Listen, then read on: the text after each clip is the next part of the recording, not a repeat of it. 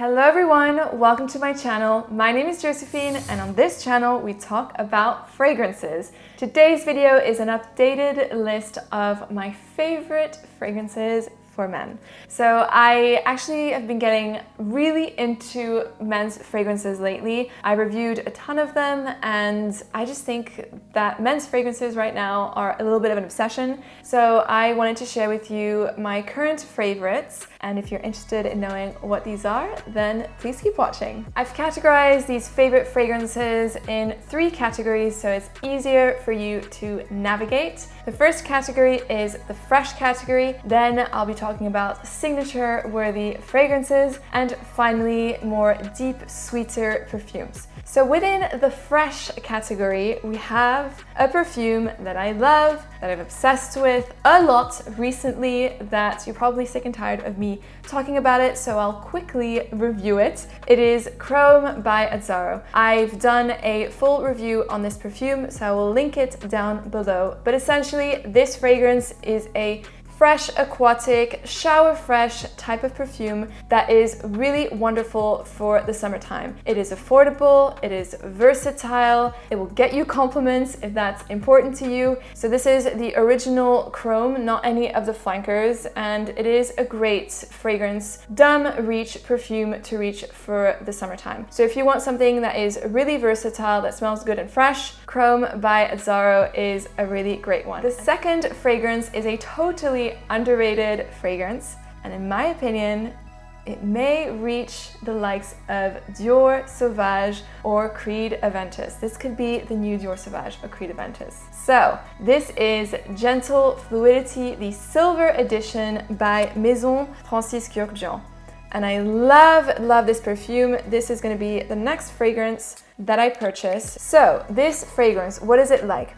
This is also a very versatile perfume, sort of like Chrome, but it is more refined, it is more complex, and it definitely has that expensive feeling to it. I mean, it is an expensive fragrance as well, but you really smell the quality in this perfume. So it is very much a juniper to ambroxan association. So juniper is a note that is prominent in this fragrance, and it has this bitter quality, this cold quality, this gin and tonic feel. It's really refreshing. The freshness in this perfume, I've compared it to as if, you know, you were jumping in the sea or in a pool that is really cold and refreshing. You get that feeling when you put the head under the water. That is what I get from this fragrance.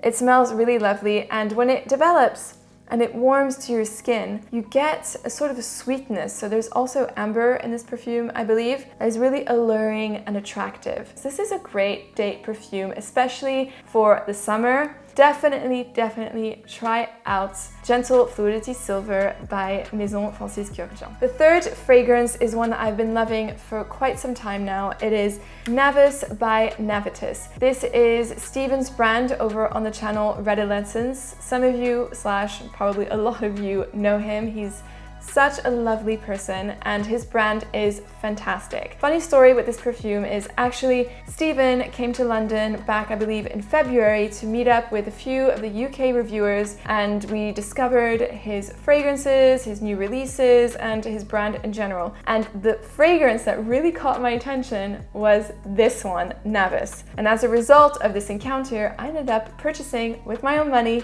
this perfume, and I'm so glad I did. It is a really great purchase in my opinion. NAVUS is a really sophisticated and refined, fresh perfume for men. In terms of describing what it is, what it smells like, I would say the easiest way for me to pick out notes, because it's quite a complex scent, I would say you will definitely get grapefruit, juniper, and vetiver. For me, these 3 notes are the most prominent in this perfume. It is done in such a beautiful way. And I have to say, this fragrance is the type of scent that will get you compliments. And I'm saying this from experience. My partner wore this scent on holiday with my family, and he got compliments from the ladies in my family when he was wearing this. It's incredible. The scent trail is wonderful. You get this beautiful sillage from this fragrance, this really attractive sillage. So how do you wear this perfume? It's definitely more of a spring, summer perfume. I think it's nicely worn in the warmer months, and it's worn, you know, I think you do want to dress up when you wear this fragrance because it is refined, it is sophisticated, and I think if you have, for example, a dinner with friends or even a date, you know, you can spray this and wear it with a white shirt or a white linen shirt. I think it would pair beautifully with this scent. And now moving on to the signature scent categories. Signature scents are fragrances that, you know, you can wear all year round, are fragrances that people will know you by, so your signature perfume. The first one is another underrated fragrance because I like to bring to you fragrances that you may or may not have heard about or that aren't as hyped as, say, other perfumes, because otherwise it'd be a bit boring, right? So this fragrance is called Bleu Noir, the Eau de Toilette version by Narciso Rodriguez. Why am I saying the Eau de Toilette version? Is because it is better than the EDP, it lasts longer, and it's more affordable. So that's a no-brainer. This is another really refined and classy perfume, but it's done in a very modern and wearable way. So for me, this perfume is a woodsy, musky, and spicy fragrance for men. So the main notes to my nose in this perfume are cardamom, there's vetiver, and musk. I think cardamom is such a magical ingredient in perfumery. It smells really good. It's found in quite a few men's fragrances. For example, in YSL La Nuit de l'Homme, which is hugely loved. Cardamom brings a beautiful dimension. It's sexy, it's warm, it's also a bit green, and it can be also fresh. And it's certainly what brings a lot of character and depth to Bleu Noir. Now, Bleu Noir also has a gorgeous vetiver note. And the way that the vetiver is done in Bleu Noir is very similar to the vetiver found in Terre d'Hermès. If you like Terre d'Hermès, but you're looking for something that feels maybe a little bit more youthful, a little bit more modern, more easily worn, Bleu Noir is the fragrance that you should reach out for. Next up, we have a staple, for me at least. It is Allure Homme, the original Eau de Toilette. My goodness, I have talked about this fragrance so much on this channel. It was part of my original 5 favorite fragrances for men, and it is still a favorite, and I think it will be a favorite of mine until I die. This perfume is just really lovely. I would recommend it over all the other flankers from the Allure Homme range. Allure Homme has something a little extra, something that makes it a little bit more special. It's perhaps a little bit more classic, for sure. This feels a little bit more mature, it feels more put together than, say, Chanel Allure Homme Sport Extrême. And that's what I like about the original Allure Homme. It's put together, but also effortless at the same time. This is a perfume that works in all 4 seasons, in all different situations. It's a really good, versatile perfume that is really nice. What's interesting about it is that it has this duality, so it's sort of like a hot and cold duality. It opens with this really refreshing, effervescent mandarin to coriander note, so it's a sparkling, really transparent opening, and as it continues to warm to your skin and dry down, you get some sweetness from tonka bean and labdanum, which makes this fragrance really alluring and also sexy. So that was the original Allure Homme, the Eau de Toilette by Chanel. And the third signature-worthy perfume is none less than the original DIOR Homme Eau de Toilette. This is not the new 2020 version. I will insert an image on the screen so you can see what the 2020 version looks like. There's a difference in the packaging, especially in the cap. Now, some people say it's discontinued and it might go. What I can tell you is that you can get it on the DIOR website, at least in the UK. So this Eau de Toilette version, this is a masterpiece type of perfume. And so you get a really gorgeous iris powdery feel in this perfume, but it's also really buttery, rich, and earthy. And it mixes with like patchouli and a bit of chocolate, so you get a bit of a chocolatey sweet feel from this perfume, but then at the same time you get lavender, which makes it really masculine. So if you're looking for a really masculine scent, that smells really like a man, at least in my opinion. DIOR Homme, the Eau de Toilette, and also the Intense are great perfumes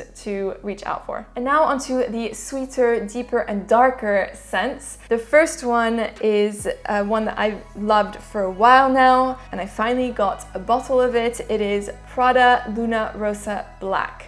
This fragrance is phenomenal. This perfume centers around a keynote of tonka bean. And tonka bean is a sweet note that has a distinct powdery feel, sometimes even hay-like quality that smells of almond. So you'll get an almond feel from this perfume, but it's done here in a very dry and powdery way. So it's sort of like a dry, woody, almondy feel. And it is super addictive. This is what this fragrance is. It smells really good. I'm actually gonna spray it on me right now.